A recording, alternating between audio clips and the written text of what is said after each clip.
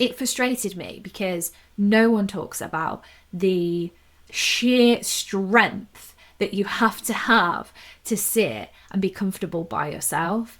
And I hope that I have embodied all of that into this course. So that is going to be available for you to buy on the 30th of March, which is this Sunday. Very exciting. And like I said, it's 36 pages. It's full of journal prompts, full of affirmations, full of mirror work, and there is a video per week.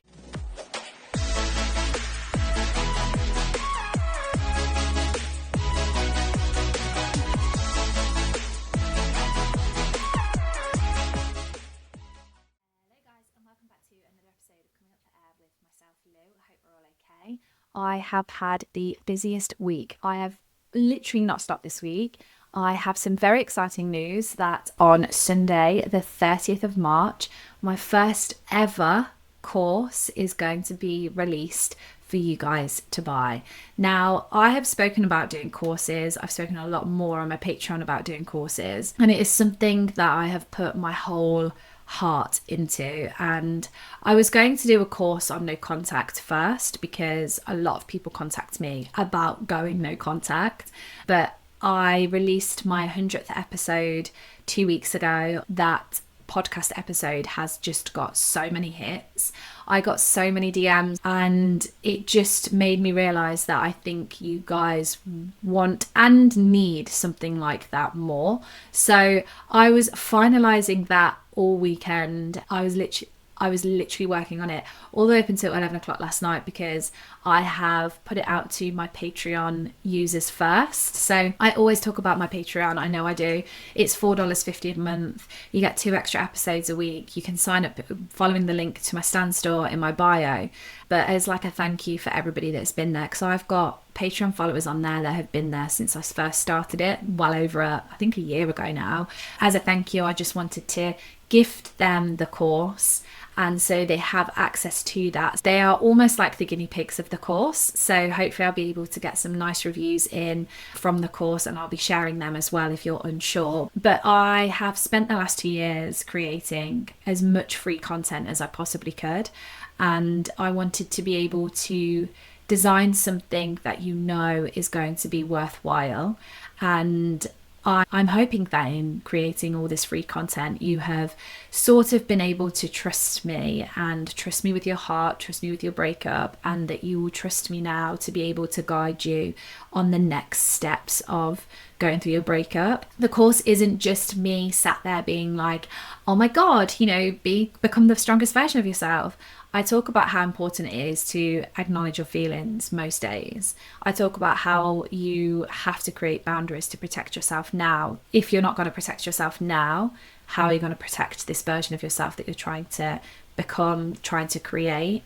Week 3, I talk about visualization. I get very excited. And then week 4, I just round everything back up. But week 1 and week 2, we do some really good inner work first to create the foundations, because I think it's so easy to just look at something online and someone's telling you to journal. And so you get out a journal and you write one affirmation, you do it for a day, and you think these affirmations don't work.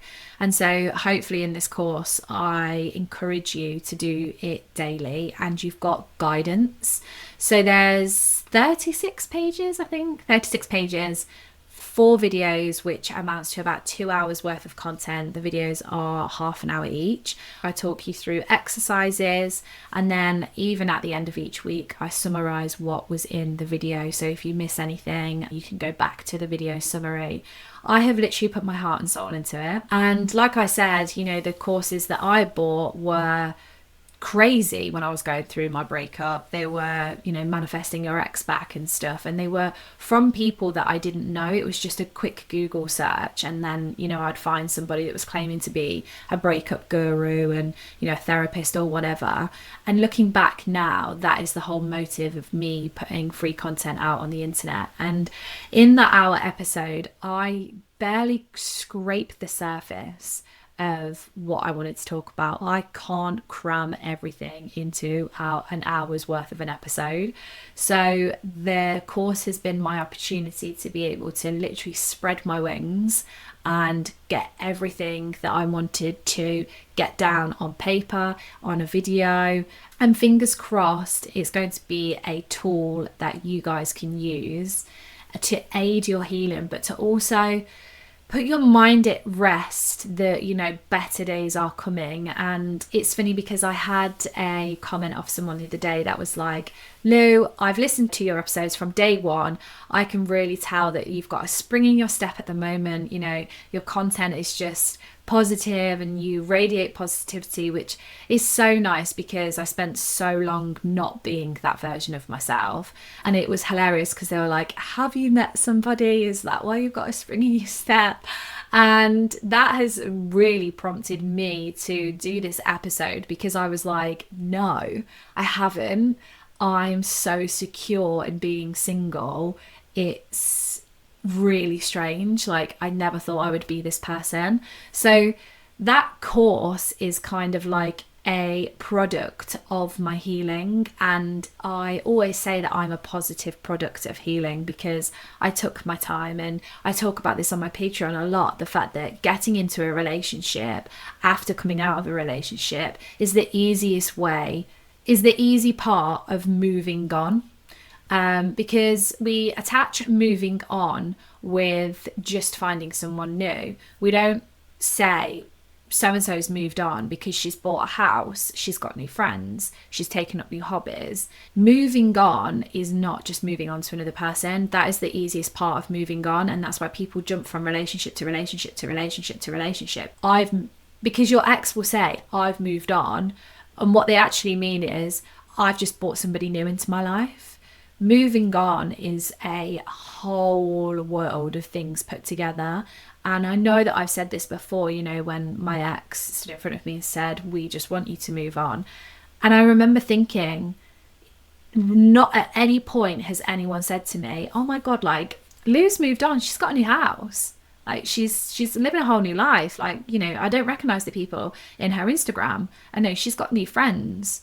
Because I spoke about my breakup a lot and obviously chose to share it online, I kept getting told that I hadn't moved on, when actually my life had moved on leaps and bounds ahead of, I'm going to say it, my ex. Like, my life changed completely compared to my ex. It frustrated me because no one talks about the sheer strength that you have to sit and be comfortable by yourself. And I hope that I have embodied all of that into this course. So that is going to be available for you to buy on the 30th of March, which is this Sunday. Very exciting. It's on my stand store. There's going to be an introductory discount price. And like I said, it's 36 pages. It's full of journal prompts, full of affirmations, full of mirror work, and there is a video per week. And the course is 4 weeks long. Now, it's a self-paced course. You do not have to do it week on week. I constantly encourage you to go back to the start of the week during the course to make sure that you feel secure in what you're doing, you believe what you're saying. There's no point in just writing stuff down in your journal if you don't believe it. You have to really feel your feels in this course. But I constantly remind you of that, and I'm constantly encouraging you to actually trust yourself and believe what you're saying. So that, like I said, is going to be available on my stand store, and I hopefully will have some nice feedback from my Patreon users, because they are going to get access to it first, and then it will be released on a Sunday. So I'm very excited to share that with you guys. Anyway, this week I am going to talk to you about being secure and being single. And I had a message off someone the other day that was like, Lou, really love your debriefs at the start of an episode. And I was like, do you know what? It's so funny because some people say that they want more podcasts, some people say that they want more debrief. And sometimes I look at the clock because I can see it ticking over on this screen here. Sometimes I look at it and I'm like, oh my God, I've been talking for 25 minutes and I've literally just debriefed everybody. So I'm hoping that the debriefs are enjoyable. The thing is, I never thought that this podcast would get this big, and I never thought, I obviously always wanted it to be successful, but I didn't think it would get this big. I never thought I'd be clicking onto my analytics and seeing that it reached 20,000 people in a week. Like, I never thought that that would happen. And I think it's funny because these days people do turn immediately online for help, and I turned immediately online for help and bought something off someone that I didn't even know. So the reason why I like to have these little debriefs is because I want you to feel like you know me, but I want you to feel like you trust me, because the reason why I've started creating courses is because I know sometimes I talk about content that might not relate to you. This episode today might not relate to you, and I am picking out certain pain points almost that I can create a course in. But not only that, I want you to be able to trust me, and I want you to know that my content is worthwhile and worth the investment. And it's one of those things where the internet these days, you do feel like I've got content creators that I feel like I know, and I'll sit down at like dinner or sit with my sisters and I'm like, oh my God, have you seen that so-and-so has done this? And they're like, who's that? And I'm like, oh, it's just this person that I follow on YouTube. And they're like, what? And I do, and it's comfort. And sometimes when I'm getting ready to go out, I'll put someone's YouTube channel on whilst I'm getting ready. The other day I saw one of the guys from the podcasts that I listen to had commented on one of my friend's Instagram. I screenshotted it and I was like, oh my God, like this guy's commented on his Instagram. And my sister was like, who is that? And I was like, oh, it's just this guy that I just listen to from podcasts. It has been so important. You know, I've had this podcast for 2 years now, and I've had my running account for 4 years. Sorry, there's a very loud pigeon sitting on the roof just there, just letting everybody know that they're there. Sorry if you could hear that. Yeah, I've had my podcast for like 2 years now, and everybody always says to me like, oh my God, like your podcast is doing so well, and how do you sit there and speak every week? And consistency has been something that I have always preached about, and the reason why I've stayed so consistent to this is because I know that I'm very fortunate in the fact that I had access to a therapist. Not only that, I had the funds to access a therapist, and also I got a very good therapist as well. I was very, very lucky. I definitely feel like she was sent to me by the universe because she's just incredible, and it is this year that she's retiring, and it pains me. But I wanted to be able to share things that I have learned week by week on here, and I know what it feels like to feel lost, and I know what it feels like to not know where to turn. And so hopefully my content is somewhere where you feel comfortable enough and trust me enough to turn to me when you need help. And like I always say to everybody that messages me, I can guarantee that everyone starts off their message to me, hi Lou, you probably won't see this. And I must get in the remits of about 20 to 50 sometimes a day DMs, especially on my TikTok. I decided when I created my TikTok and started creating content that was getting some traction, I decided I'd never be a creator that ignored my inbox. And don't get me wrong, sometimes you do fly into my junk because I have got a trigger word filter on my TikTok, because I once watched a video of a creator going live and her ex outed her because she hadn't got a trigger word block. So he was able to put her full name on her live, her phone number, her address. And I watched this horrible video of what he'd done. He'd like completely just outed her. I think she had like over 100,000 followers on her live as well. And so I have a trigger sort of buzzword filter on my TikTok. And if some of those buzzwords get picked up in a message, they will go into my junk. So I do check that junk. However, the junk on my TikTok is just sugar daddies, fake sugar daddies. I wish they were real sugar daddies because they offer me 5 to 10 grand a week. And honestly, I would be on a yacht somewhere drinking the finest champagne if I accepted any of these offers and they were real. I must get about 30 to 40 of these a day. So over the week, that junk inbox gets pretty full. Apologies if I don't reply straight away. Sometimes I look back and I'm like, oh my God, this was from 3 weeks ago.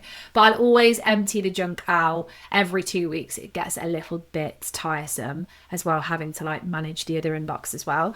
But my whole point to that was the fact that I want to create a relationship with you, and I want to be able to debrief with you at the start of these episodes. I want to be able to say to you, hey, look, this is a course, you can go and buy it and it's going to be really useful. And you're going to think, yeah, do you know what? I really enjoy Lou's podcasts. I've been really struggling with this. This has been a pain point for me, or like I'm really excited to step into the strongest version of myself. And I trust Lou, so I'm going to purchase a course. And that's the type of relationships that I want to create. So yeah, not too much to really debrief, to be fair, this week, because like I said, I've been working all weekend. What even is a weekend these days? I don't have any time off. I've put Sunday aside this week. I think it's Mother's Day this week, but my whole entire family have gone to Australia and left me behind. I mean, caveat to that, if they are actually listening, they did offer, I was allowed to go. It's just that the flights were very expensive and I have a very expensive summer coming up. So I was like, do you know what? I'm not going to fly over there. Also, randomly, my best friend has also flown home from Australia and she's back here for 4 weeks. So I want to spend as much time as I can with her. I think it would have been a bit pointless if I had flown over to Australia over here. So yeah, I haven't got loads to debrief because like I said, I was just working on the course all weekend, but I am going out this weekend because like I said, my best friend is back and we are all going to get together, all the girls, on Saturday. So I'm actually going to have a day off on Sunday. I've literally cleared my diary completely and I am going to probably be a little bit hungover. I'm going to get some delicious food in and I'm just going to sit, I'm just going to chill out because I don't have an off switch. I don't know whether you can tell. I don't have an off switch, and sometimes I do have to manually program an off switch in, and I do have to push it, otherwise I do burn out. And I'm not running at the moment because I have shin splints, which is a whole other story for a different day. In fact, I'm going to do a video on my Instagram today just explaining what is going on around that. So my mind is racing a million miles an hour. So yes, for anybody just that wants the additional content, I'm just going to stick in here now whilst I'm talking. You can go over to my Patreon. You can sign up. It's $4.50 a month. It gets you 2 extra additional episodes a week. It's well worth it. And hopefully, fingers crossed, if you are listening to this and you are a Patreon follower, because I have quite a few now, you will feel like you want to say nice things about it and give me a nice review. Anyway, moving swiftly on to this episode, we're going to be talking about being secure and being single today. So if you are finding yourself getting into a bit of a flow of being single and you are sick of people asking when you are going to find somebody, when you're going to settle down, when you're going to move on, and you're just out there being single, just vibing, this episode is for you. Or if you want to just get to the point where you're going to be single and vibing, this episode is also for you, because I'm going to talk about a few things in this episode because it has really opened my eyes, and I'm at the point now where I don't even have dating apps. I would say that my phone is dry. Everything is dry. My life is so vibrant. My life is so full. I'm feeling very fulfilled. But on the relationship status side of things, yeah, nothing's going on. And I think I've gone like up and down and up and down and up and down and up and down in the last year, which is completely normal when you're going through a breakup, I feel, because one minute you want to be loved, next minute you want to give love, next minute you want attention, you miss being close to somebody, the next minute you don't want any of that, you push it all away, and if it comes to your doorstep, you're like, no, no, no, no, no, go away. And I now have found peace in that, and I set myself a personal challenge this year because I was back on dating apps just before Christmas, and I set myself a bit of a personal challenge to try and get comfortable with not having validation from anybody. Nobody saying this, nobody saying that, no one saying, oh, can I see you? No one popping me in, everything like that. Even from dating apps, I deleted everything. I'm off everything. And it's been hard, but it's been so good for me. And now I'm in a place where I feel like I'm completely in control of my relationship status. And that sounds like a funny thing to say. What I mean by that is, if somebody was to come into my life now, I know how I feel about being single, and I know how I want the rest of the year to look. And I know that I've done the first 3 months of the year pretty much with nobody, no dating apps, nothing. So why can't I do the next 3 months? And that's how I'm going to break it down. I know, corporate world, we break it down into quarters, but we're sitting now at the end of March, and I feel really, really good about being single. And I want that to project through your earphones, through this video. I want that to encourage you to know that if you are in a place of pain at the moment, that the scariness of being single does go away and you actually step like completely into it. And if you are struggling with being single like I was a little bit last year, that you can do things to make yourself feel more secure in being single. So without further ado, guys, it's going to be a fun, nice, feel-good episode. I'm going to talk about some things. I'm going to have a little bit of a rant as well. And we're just going to have a jolly old time. So without further ado, guys, let's get into it. So we're going to start off with reclaiming the narrative of being single, because everybody seems to think that being single is a transitional phase. I thought that it was. Everyone thinks that after a relationship, you just be single for a while and then you get into another relationship, which that sounds really stupid because that is what tends to happen. What I mean is you view the single stage as being a transitional stage where you are searching for the new person to come into your life. And that isn't the case for everybody. Some people just like being single and they're not searching for somebody. Honestly, you should see the sheer shock on people's faces where people are like, oh, have you met somebody? No. You looking for someone? No. Why not? Because I don't see this time in my life as being transitional, and I don't see it as like I have to be searching for somebody, and my time isn't running out. So I'm just single. And people are a bit taken back. And I do think that this whole episode, I'm going to be talking about the fact that people will project onto you. They will project their own insecurities or their own sort of views onto you. That is going to be a common theme throughout this whole episode.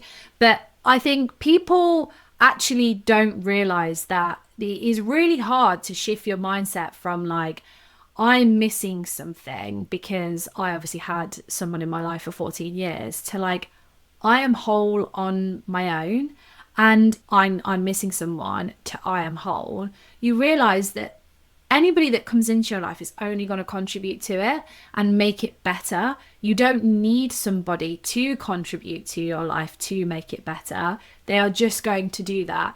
And I remember someone saying to me, it was one of my guy friends, and he was seeing a girl for quite a while, and then it just like fizzled out. And I was saying like, hey, like what happened? And he said, I could tell that she wasn't ready to be single in a way that like she was relying on me a lot to bring her happiness.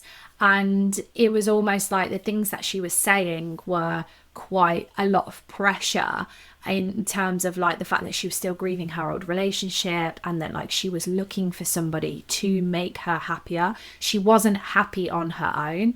And it was interesting because yes, I know people move on to relationships, and the challenge that you have when you are single is you forget that there are so many things to love about being single. So I just wanted to start off by giving you the mindset shift of something is missing in my life to I am whole on my own. You don't need somebody. It's so weird because my girls and my girl group obviously went through the transition with me of me being the one that held the relationship down. I was the mum of the group without having any children. They had all had children before me, but they still looked at me as being like the mum of the group. I was the mum of the group, and I was the one that had been in the longest relationship. And they kind of went through a transitional period with me as well, because I think they struggled to see me as a single woman. And now when I talk to them, they don't even ask, like, yes, they're interested in my life, of course they are, but like, they don't even ask, like, have you met somebody? Because they know that when I meet somebody, they'll know. So like the conversations are so different now. And the pressure of when you see somebody that doesn't know you personally, and when they say like, oh, are you still single? It's annoying, because you think like, yeah, I am, but like I'm having the best time. And you don't want to stand there and be like almost over explain yourself. And I was trying to say this to my mum the other day, because obviously all of her friends, I mean, they're all turning 70 next year. They're very old school, very old fashioned. A lot of her friends are still married, like their first husband. Obviously, my mum and dad have been together since they were 13. And she was like, Liz, I completely understand why you get frustrated now when people ask if you found somebody. She's like, because I've had it for like 2 years now. Like, oh, has Lou found anyone yet? Has she found anyone yet? And now she's getting frustrated because she's turning around and saying to them, no, she's perfectly fine by herself. She's having the best time. And it's so funny, because society really, really, really does put pressure on the fact that, like, whether you're in a relationship or not, it really does define you, and it really doesn't. But society is saying, if you're not in a relationship, you're not fulfilled. How? Why is that a thing? You are fulfilled. You're having the best time. My cup is overflowing. I have never been this happy and content with my life. And my friend Lisa will laugh, because we used to hate the word content. But I am. I genuinely am. I am happy. I am happy with where my future is going. I'm happy with everything that's going on in my life. And I can now focus fully on myself. I can focus fully on my dreams. And yes, my breakup is still there. Of course it is. I have days where I am so triggered by stuff. And I have other days where, you know, I have like trauma memory, and my trauma is very much still there. But that's why I have a therapist. My breakup doesn't affect me on the daily. It's not something that engulfs my life anymore. I engulf my life. Like, everything I do is for me now, and solely for me. And I think it's so easy to forget that you have so much freedom when you are on your own. So much freedom. I have so much freedom. Sometimes I think, like, if I did have a absolute massive amount of money in my bank account, I'd be lethal. I'd actually be lethal. I'd be one of those people that would be like, oh, I'm just going to book a flight here. Oh, I'm just going to book a flight there. I'm just going here for the weekend. I'm just going there for the weekend. I'd be awful. I'd be all over. Like, if I keep saying to my parents, like, if I sold my house, you would never see me again. You know that, like, the memes where it's like, you never see me again. You would never see me again. I would be all over the place, because I have so much freedom. And it's really easy to forget that you have so much freedom. And by sort of just rounding up this first little segment, I want you to get out a journal, or I want you to get in your notes app and just remind yourself that you have so much freedom. And I have obviously sat here and shared every single moment pretty much of my breakup, and there were times where I could not see a way out. I couldn't see a way out. I thought my life was going to feel as heavy and as emotional as it did throughout my entire breakup, and it was so difficult for me to get into a headspace where I was like, oh my god, you know what, this is not forever. And now when I look back, I just want to give that version of myself a hug and say to her, like, it does get so much better, and like in ways where you would never have imagined it to get better, and you are going to have so much freedom. And so I just want you to get your journal out, or in, like I said, in your notes app, just remind yourself, like, I have so much freedom. Like, I am not missing anything. I am whole. Like, you are in a stage of your life that, like, people would long for. Like, people would long to be able to have the freedom and have this opportunity, even if it only lasts a year, even if it only lasts a whole year, where you think, do you know what, I'm just going to have a year out. This is my year of me. And then when someone comes into my life, I'm going to be able to say to them, like, oh no, I did that whilst I was single, don't need to do it again. Or like, oh, I scratched that itch when I was single, don't need to do that again. And this is your opportunity to grow into the person that you want to become. This is what I talk about on this course. But I've done a big hard sell of the course at the start, so I'm not going to talk about it again. So moving swiftly on to society pressures, the pressures that come from around you, the pressures that come from family members and friends. And I touched on this a minute ago and just saying, my mum was kind of in a place where when I first went through my breakup, she was like the world's worst. And she will not mind me saying this. This is not me bad mouthing Elaine. We love Elaine. She was saying to me, like, you're not getting any younger, because I was 29 when I went through my breakup. I'm now 32, heading towards 33 this year. And my age used to scare the living daylights out of me. And now it really doesn't matter to me at all. My age doesn't really play a part in any form of my life whatsoever. And when people say like, oh, you're 32 and you're still doing that, I don't care. You're 32 and you're still like going to warehouse projects, you still like going to Ibiza, you still like going to, nightclubs, you still like going on nights out, you still like getting in at 2 o'clock in the morning, and you're 32. And like, age can be such a negative, and people make it such a negative, and I just don't think it needs to be. And my mum used to say that to me, you're not getting any younger. And no, I'm not getting any younger, but that doesn't mean that I need to rush into a relationship. And I think people say like, oh God, 35, 36, heading to 40, you're not getting any younger. I think it's really sad, because you can live whatever life you want to live at whatever age you are. And I know, as you get older, things become more compromised, but like, you can literally live whatever life you want to live at whatever age. And I say this quite a lot, in the fact that I don't feel like my childhood was really not taken away from me, but like, when I was 18, 19, and I would not have wanted it any other way, but I didn't do the whole like going out and clubbing until 4 a.m. every weekend. I still did it, but like, it wasn't every weekend, because I was in a relationship. I didn't move away to university. I didn't have that experience because I chose to stay at home because I was in a relationship. That is the type of relationship that I wanted. And I think now when people talk to me and I say to them, and they're like, oh, like, how come you're doing that? Or like, oh, are you going there? Or, you're going out a lot and, you're partying. And I think, yeah, I am, because I never had the opportunity to do it because I was in a relationship, and B, I didn't make new friends because my life didn't take me to new places, because I was a home bird and I had my friends and I had my relationship and I had my family. I lived a very closed life. And now I've been able to almost spread my wings and go and make new friends that take me to new places. And I've experienced new things because I'm not in a relationship anymore. And when people say like, I just want to see you happy, we just want to see you happy, who's to say that just because I'm not in a relationship, I'm not happy? I'm the happiest I've been in a very long time, and I am not in a relationship. So where's this narrative coming from? It's coming from society, and you need to ignore it, because I know how it feels when someone gets into your head. And if you are around people that are in relationships and they're like, oh, I'm so glad that I had children young. Okay, good for you. I've not had that experience. And even worse, they say stuff like, do you not want kids? Especially to women. Do you not want kids? Well, yeah. And then they'll follow up with like, I'm so glad that I had children young. And it's this constant, people are getting into your head, and you need to be able to shift your mindset from, oh God, like they know best because they've done it. They've got married, they've got children, they had children young, to, I define my own happiness.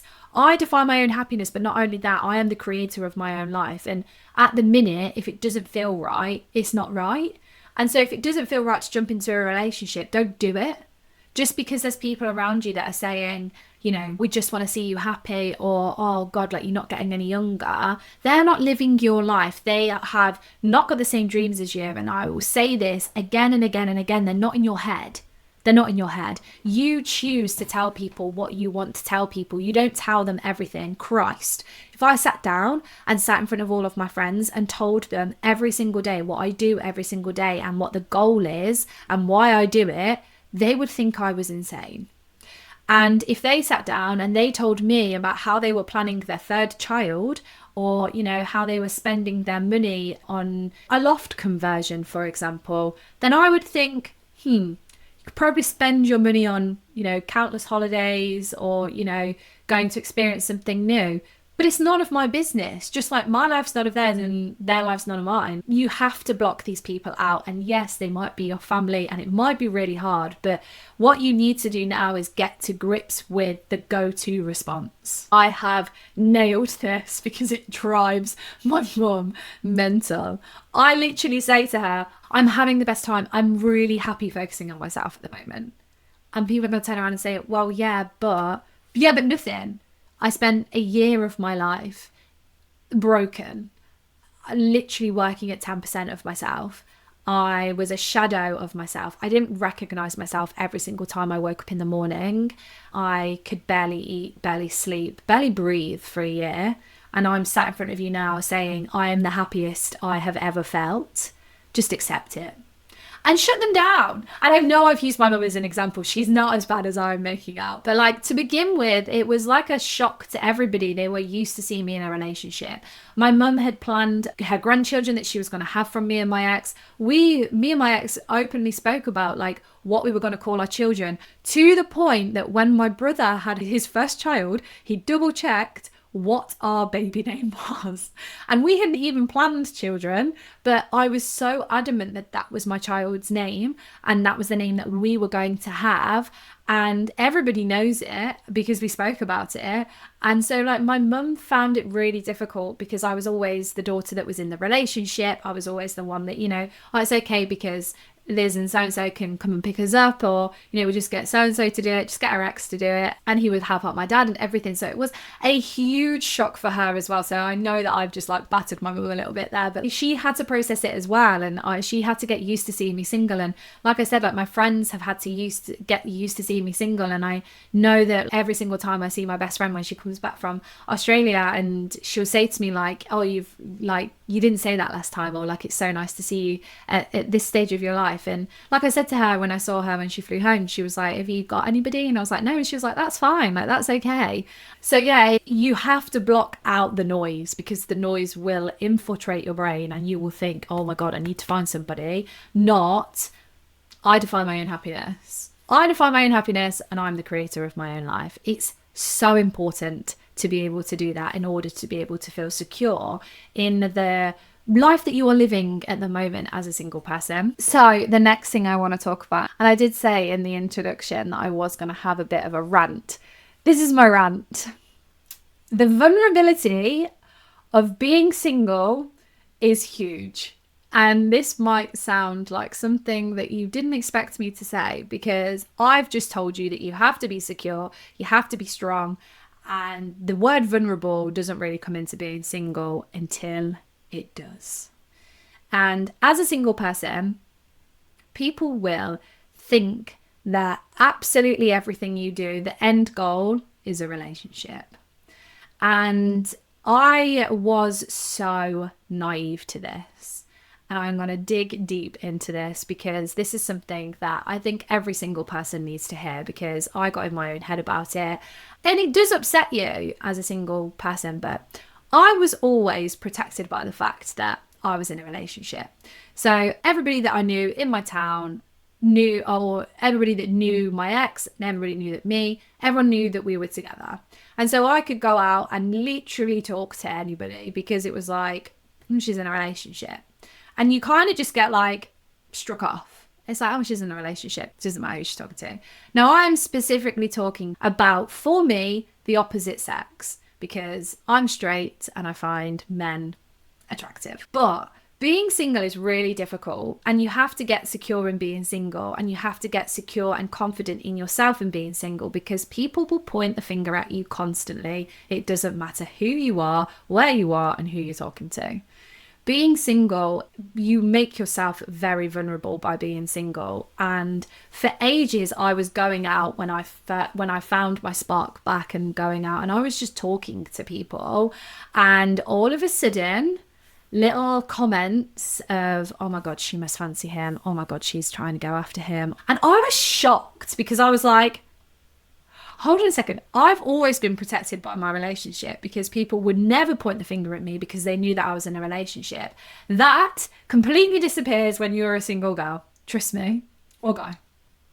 Everything almost every single time you have a conversation with the opposite sex, for me, it is presumed that when you have a conversation with the opposite sex, that there is an undertone of like it being romantic or flirtatious. And so where I would think, oh, I'm really secure in like being single, and I would just be having a conversation with somebody, especially if it's like me and you live in a small town, be prepared, because some people cannot cope with that, and there will be little comments made, and you have to be secure in knowing that you are probably not looking for something. Even if the person was in a relationship, for example, you can just innocently go out and talk to people and catch up with people and, you know, reconnect with people. There doesn't have to always be this, oh my God, she wants something from there. And you might just be having a good conversation and getting on with something, and then all of a sudden you'll either feel eyes around you. You can just go out and have a good time as a single person. And I think because I'm quite a chatty person, and I think I sat for so long almost like overthinking interactions that I was having with people because of how it was perceived around me, and how people would be like, oh, she's a single girl now, like she must be after that person, she must really fancy him. Or like I'd get told things and it would be like, oh yeah, like I heard that you were talking to so and so. And it's really hard as a single person because you find yourself over explaining yourself to everybody all the time.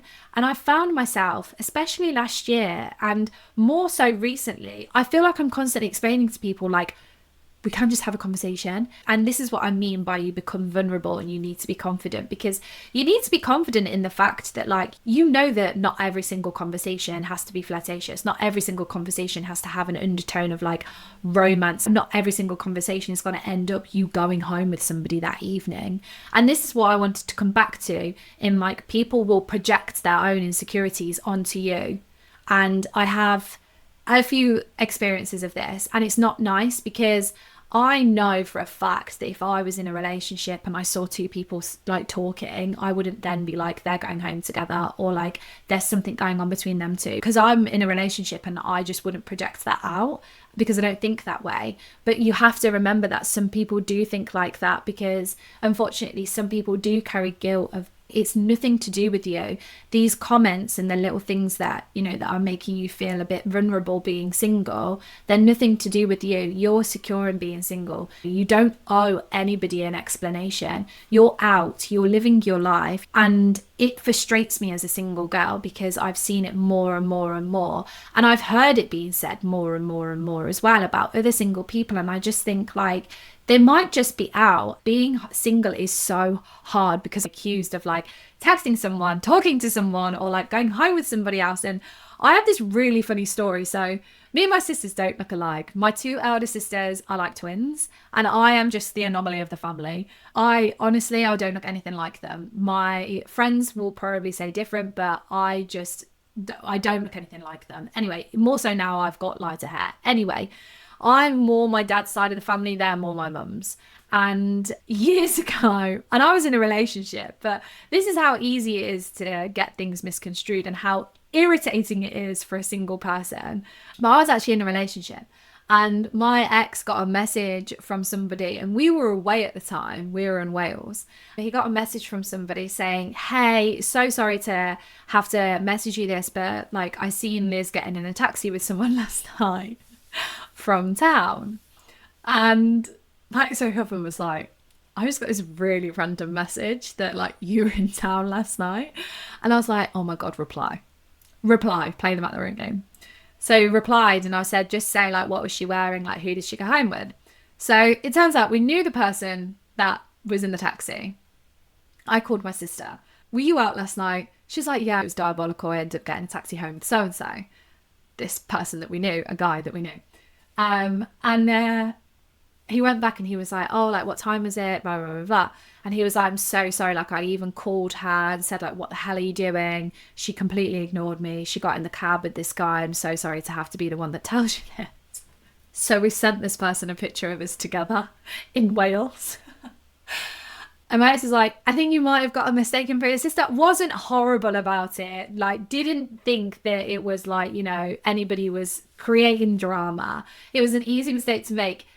I think if you thought we looked alike, but we just don't. But anyway, that's how easy it is for things to get misconstrued. Like, I was being accused of going home with somebody and it wasn't even me. And even in that instance, the person that it wouldn't have been an issue anyway because I knew them. And so I just wanted to get that out, because when you say you're single, you don't realize that you are actually quite vulnerable being single. And you do have to block things out, because otherwise you do sit at home and you do think like, oh my God, am I doing something wrong by talking to somebody? Am I doing something wrong by having a discussion with somebody else? And I think these days, because everything's so accessible and everything's online, everybody thinks that they know everything. And you might just be reconnecting with an old friend. Their partner or whatever might know your mum, might know your dad or whatever. You just have to get tough being single, because people will comment on what you're doing and will make it their business. And I know I said there was going to be a bit of a rant, and I got really angry about it the other day with my friend on the phone, and I was like, it's just so annoying. Like, being single is complicated and quite hard to be able to be secure and being single and not have, the worries of having to meet somebody. But if you think I'm going to sit in the pub by myself and not talk to anybody from the opposite sex, it's just ridiculous. It's just not even a thing. So yes, you have to be self-aware, but also like block people out. It's just people projecting their insecurities onto you. And like I said, you can talk to anybody you want without there being an obligation, without there being an undertone of anything. You're just living your life. You're just being single. But like I said, it was just a bit of a shock to the system, especially when I've been in a relationship for 14 years and people wouldn't look at me like that. I was actually like shocked when people started assuming things. I was like, oh my God, is this what being single's like? Have I got to be really careful, like looking over my shoulder 24/7 and like just making sure that everybody knows why I'm talking to different people in the pub, like having to go back to people and say like, oh, do you know what, I knew him from school, or do you know what, my mum knows him, or my mum taught him at school, because my mum did teach quite a few people from school. But like it's just wild. Anyway, moving swiftly on from that, I'm just going to finish off by talking with the fear factor. This is really common when you're single, because yes, I talk about being confident, and yes, I talk about, being able to find somebody, and I talk about knowing that I'm going to find somebody, and next year I will be manifesting them, and somebody is just going to show up in my life and it's going to be like, where the hell have you been? And I'm going to manifest them, they're going to come in and everything's going to be fine. There is still that fear factor. And I think it's completely normal, because trusting the process is really difficult, and you have to detach yourself from that mindset. Because one of the biggest misconceptions of being single is that if you aren't actively looking for it, then you're scared of it. I talk about the reservations that I have about getting into a relationship. Now, my reservations about getting into a relationship are a lot deeper than I think people realize, because it's trauma related. And I'm getting to the point now where I know that I would be trusting, and I'd be silly to think that I couldn't trust somebody just because of what my ex had done. My reservations come from like trauma, and there are things in my life that I know that I struggle with that would be a conversation that I would have to have with somebody if it did progress into something serious. But choosing to be single and saying to somebody, I'm happy being single, isn't then an outlet for them to open up and turn around to you and say, oh, someone won't treat you like your ex. Not everyone's going to treat you like your ex. And I'm like, I know everyone's not going to treat me like my ex. I'm not single because I'm scared. I'm single because I'm happy, and if something happens, I'll trust it, and if it's meant to happen, it will happen. And that's what I mean by like, I have not put anything on my goal board or my dreams or anything for 2025 that involves a man. I just haven't. On the course, I get down my pin board and I show everybody the pin board, and there are 2 photos of couples on there, and the pin board is huge. and it has got everything on there that I want to achieve in my life, everything I want to achieve on there this year. And there is only 2 pictures of couples because it's not at the forefront of my mind. And I know if something was meant to happen, it will happen. And the mindset shift that you have to work on here is the fact that, you know, that you trust the timing of your life. So swap it from like, I need to find someone, I need to find someone, I need to find someone, oh my God, like I'm not going to find somebody, to like, I trust the timing of my life. Release the control and the anxiety that you have over finding somebody, because when people say like, how are you so okay and so secure with being single, it's because I have released all that anxiety that I'm not going to find somebody. I know I'm going to find somebody, and when I say I know I'm going to find somebody, I firm that 100%. I know I'm going to find somebody, but there is a huge amount of power that also comes with that, because you trust that you are going to find somebody and that somebody is going to treat you in the way that you want to be treated. And if you just, you know, date a few people in between, that's also okay. Like, there's not bad. It's not a bad thing if you're dating not to marry and then, you know, someone comes out of the blue and you're like, oh, like, I've trusted the timings of my life and I'm ready to open my life up to somebody. I was having this conversation with one of my friends the other day, and I was like, oh, you know, I am going to be at a stage where someday I'm going to sit in front of like all my podcast listeners and say to them, like, I am completely ready to open my life up to somebody. And I do feel like I am in a position where my life does have space for somebody, but I don't want it. I don't want to be in that space. I want to be in my single space. And I don't want to be in my single era because I'm going out and, you know, sleeping around and talking with loads of men and on dating websites and doing all of that. I'm in my single era where actually none of that defines me, and none of that actually even comes into being in my single era. It's completely different. My single era looks like me rebuilding my career, because along with the house that I lost, I also lost my job. So, you know, this time of me being single is me developing into the strongest version of myself, but also the version of myself that I always wanted to be. I always wanted to be a businesswoman.